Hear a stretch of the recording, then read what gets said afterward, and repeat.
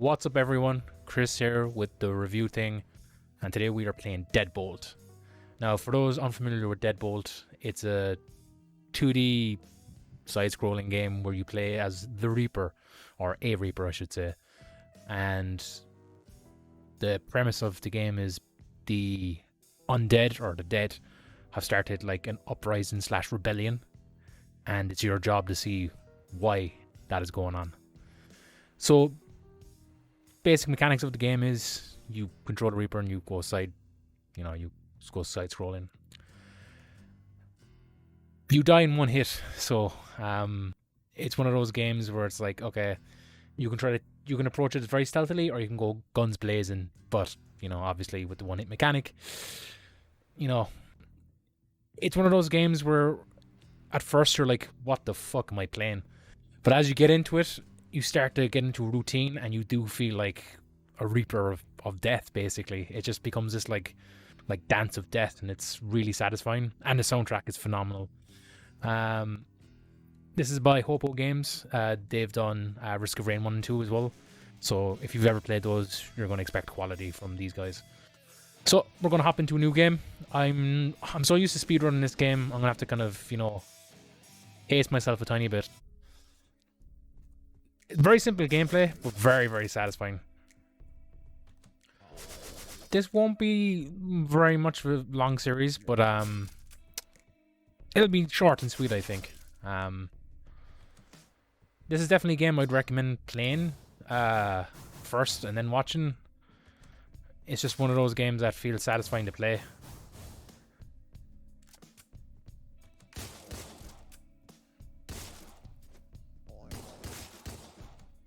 So this is actually just like a tutorial level. You don't actually have to do that. You can actually... So when you pause the game, there's like a quit mission button here. It's not there at the moment because I'm not in a mission. That brings you back to this area, which is your hub. This is where you get new missions, and it's where you can later on go and purchase weapons that you can use on missions. So at the start of the game there, you can quit, and it saves you like 30 seconds if you're doing a speedrun, because there is an achievement for this. Clear the game in under an hour without quitting, so you got to do it in the one sitting. I'm probably going to do separate series on that. Whoops. Showing people how to get that achievement, and there's also one for clearing the game without dying and without quitting. So that's another fun achievement to get. Now, I'm just trying to remember my key bindings. I've still got another game in mind. I'm not even going to mention it because Graham and James are going to kill me if I mention that game any more times on this channel.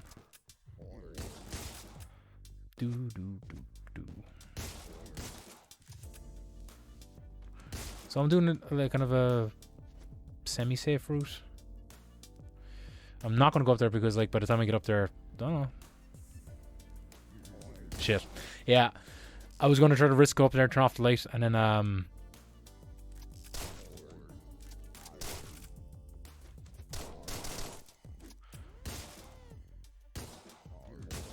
so that's kind of the speed route.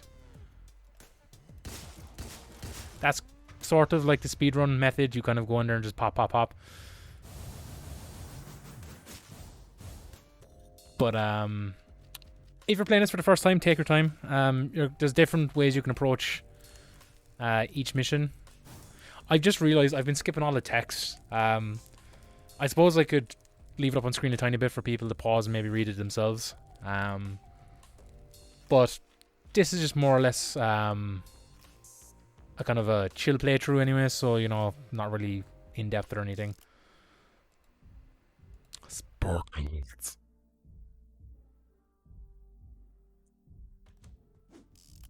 Whoops.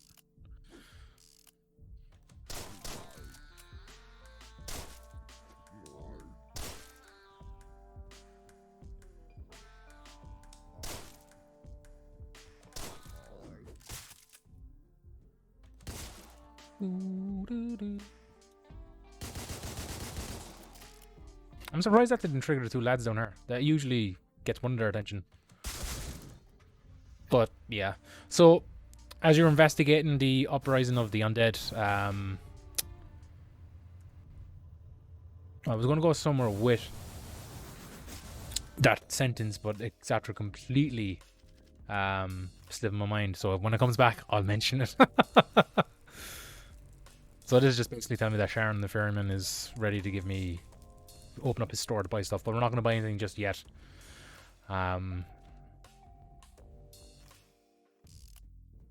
Good lord.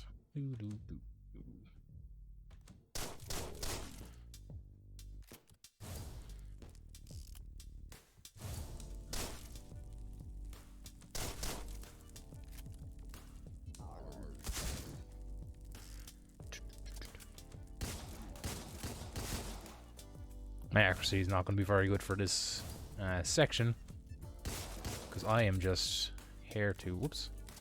Nope. Can't have that. Why does it... Oh, silly Billy.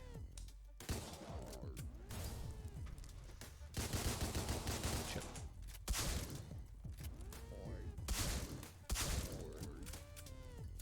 So yeah, as you're taking on these missions, there's like few variety in missions, like I just said, burn all the caches of like the vampire dust or undead dust. There could be just missions where you just go in and just kill everything and then just leave. Some of them just require you to check files and leave. So there's a decent variety in what missions you can and can't do. Sometimes they blend to each other as well, so kill all the enemies and check the files kind of thing.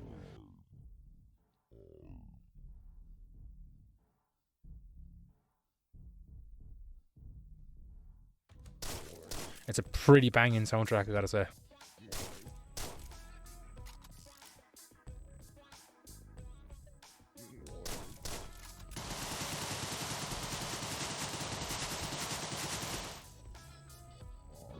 Oh, goddamn, I thought I killed him. Whoopsies. Goddamn, die. I'm gonna have to play this a tiny bit safe now and just wait for this to run by. Ah, shit. Well, I was hoping that wouldn't trigger him. That's fine.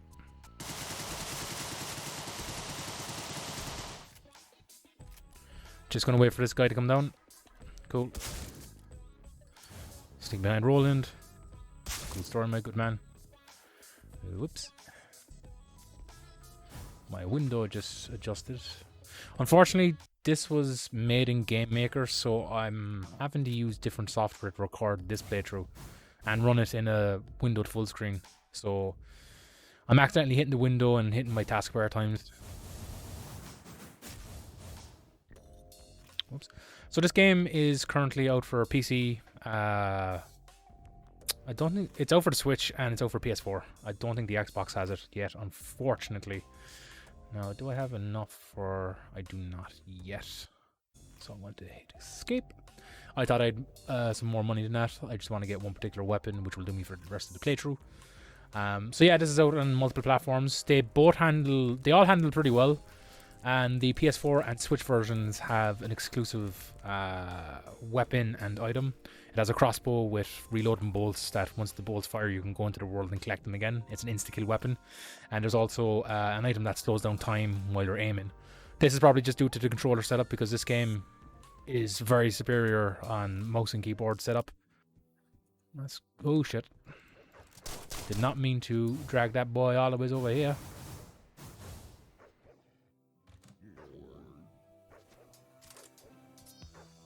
Oh shit. Trying to be sneaky here.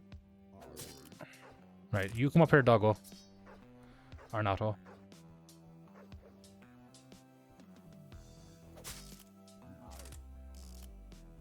Cool beans, that's grand, that's grand. As long as I get up here.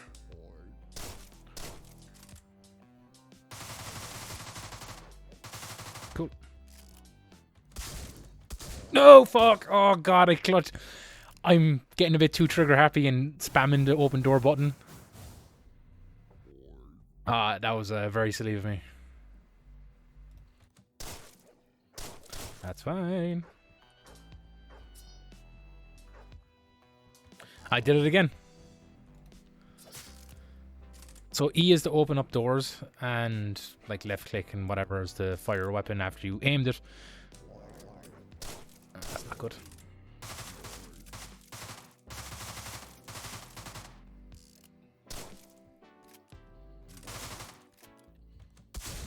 And I'm gonna get ahead of myself by aiming and shooting while trying to open the door. Sugar, I forgot about this little dude. Let me just go up here.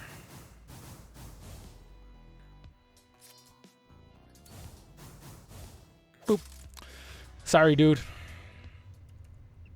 So as you can see, you can enter vents and you can enter like toilets and stuff to traverse the map, and you're the only person that can go inside there, so it's kind of like a safe haven if you kind of want to juke some enemies. Okay, so I have 80 souls now, which is the currency for buying your weapons and sidearms. Or sub-weapons, I should say. And I'm going to go ahead and buy Death and Taxes, which is 2 dual-wielding weapons that give you a good chunk of ammo. So it's good for if you're trying to clear like a wave of enemies, you just unleash on top of them. And we're going to get a hammer for a secondary weapon, which means we can start each level now with Death and Taxes and a hammer. Hammer is a good melee weapon if you're getting rid of some grunts, but it's good just to have it as a quick safety weapon just to kind of throw at them. So the next mission is technically, this can be taken on as a stealth mission because it starts you off. Some levels start you off with a unique weapon to that map only. So like the suppressed 9mm. You can obviously pick this up in a shop as well if you want, but what I'm going... Oh, I forgot to collect my hammer. Now, I could take my Death and Taxes for this map, but there's no really need to because... Wait, why did it switch out? Why did it... Oh, it automatically picked the revolver. I was very confused. I was like, I didn't pick the revolver. So we're just going to do that. I'm just going to slip up here. Fuck you. Fuck you. Going to pop down here.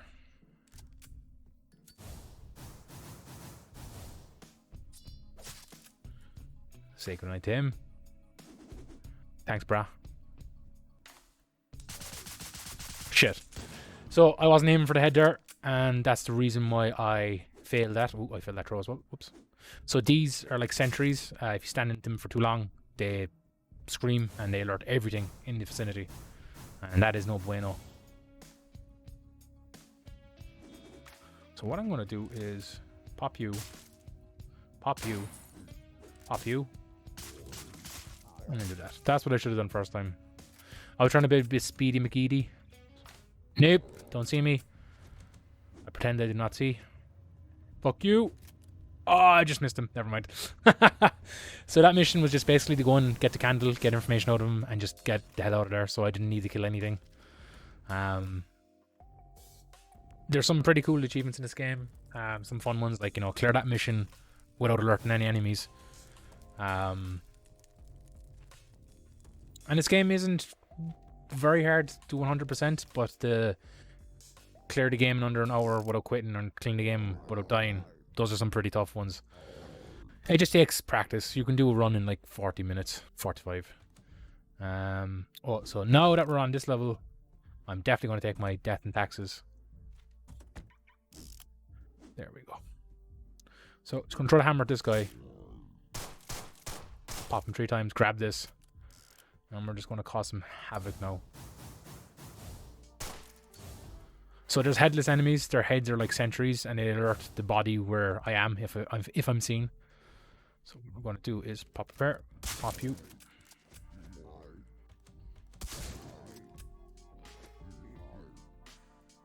That's fine. As long as they're looking towards the door. They're gone upstairs. That's cool.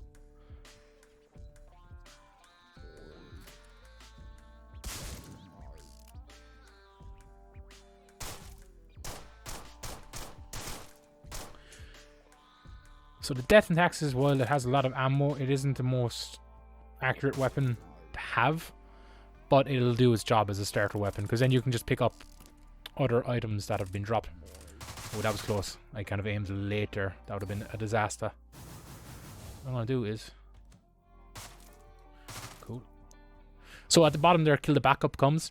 So there are certain scripted events where like additional enemies will come when certain enemies die. Those will eventually, like, you know, make their way up this apartment block. But if you hop into an event like this, it like stalls the trigger. So it skips the trigger event where they need to kind of pop up. So they're basically stuck down below. I'll just show you there. To the left and right, you can see them outside in the cars. if I didn't get into the vent, they would start coming up and start climbing and investigating. But by getting into the vent, it just stops that, so I can just take a nice easy exit after this. But before I do, I need you, and I just need full ammo before I do that. Ooh, there's only one shotgun blast. Ooh, that's not good. That's no bueno.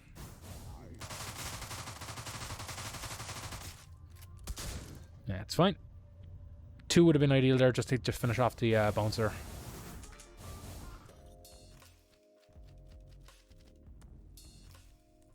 But yeah, there's a lot of sneaky deaky things you can do in this game.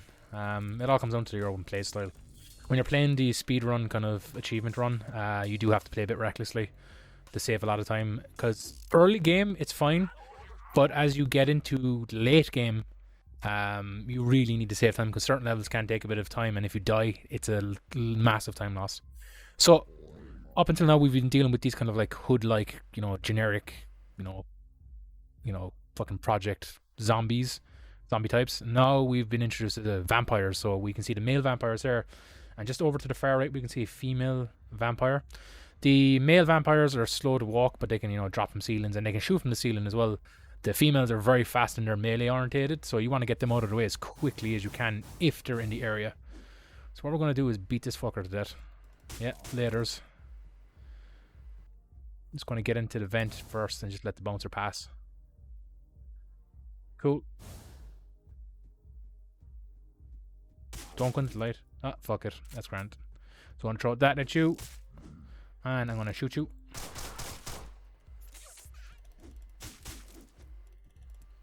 Very dangerous to take on the female vampires with melee. It's not very safe, because they could, like, they bounce between. Oh, I thought the door was open, which is why I threw the hammer. But that's fine. So get rid of him. Turn on these. Pop a few. I didn't realize I killed him. That's fine. We get rid of the light. So the bouncer's coming over, so we're just gonna pop him a few times. Switch weapons to get a new fresh. Oh no no no no no no no no no no no no. This should pierce the wall. There we go. Cool. I didn't realize I was in range of them seeing me. They're scary because, like, one hit kill and all that jazz. Oh fuck! I almost bottled that one up, boys.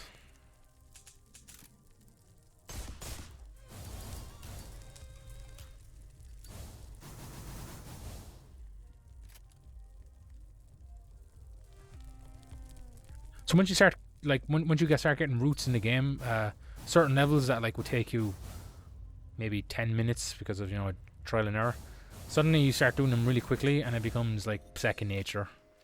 I haven't played this game in a while, but I'm, like, my muscle memory is starting to come back with certain routes and stuff, and I'm starting to get into the swing of things again.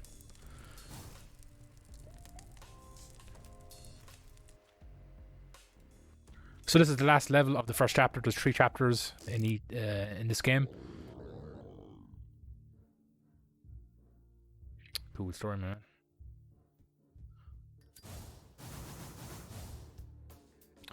That was not ideal.